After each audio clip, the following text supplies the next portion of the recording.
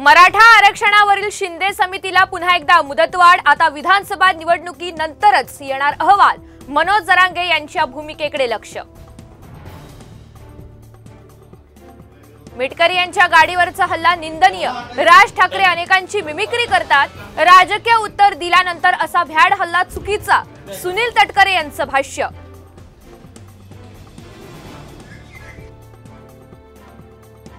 राज्यात येणार 81,000 कोटींची गुंतवणूक। इलेक्ट्रिक वाहनं, लिथियम बॅटरी प्रकल्पांना मंजुरी।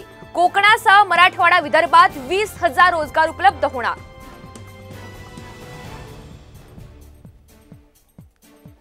अनेक खासगी शाळांचा आरटी अंतर्गत प्रवेश देण्यास नकार। वाढीव जागेची परवानगी नसल्याची शाळांकडून शिक्षण विभागाला काणे सादर।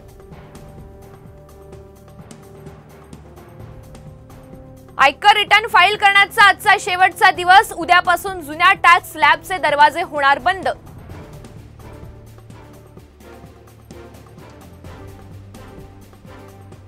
पीओपी मूर्तींवरील बंदी कधीपासून? मुंबई हायकोर्टाचा सवाल। 3 आठवड्यात भूमिका मांडण्याचे सरकारला आदेश।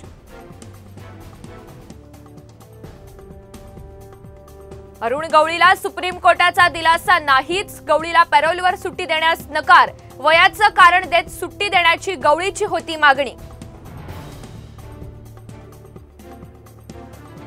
पुण्यातील 20 पोलीस निरीक्षकांच्या बदल्या। पुणे पोलीस आयुक्त अमितेश कुमार यांचे आदेश।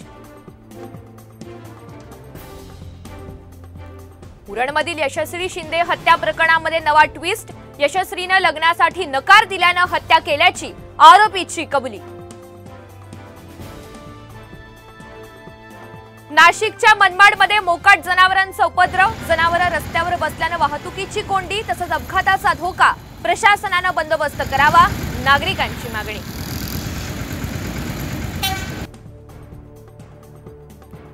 चीननं पँगॉक सरोवरावर उभारला पूल। लष्करी हालचाली होणार जलद।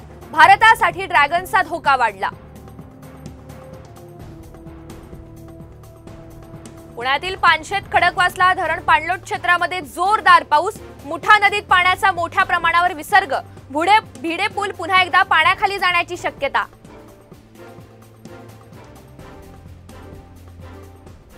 सोलापूरमधील उजनी धरण 50% अधिक भरलं। 100% भरण्यासाठी केवळ 26 टीएमसी पाण्याची आवश्यकता।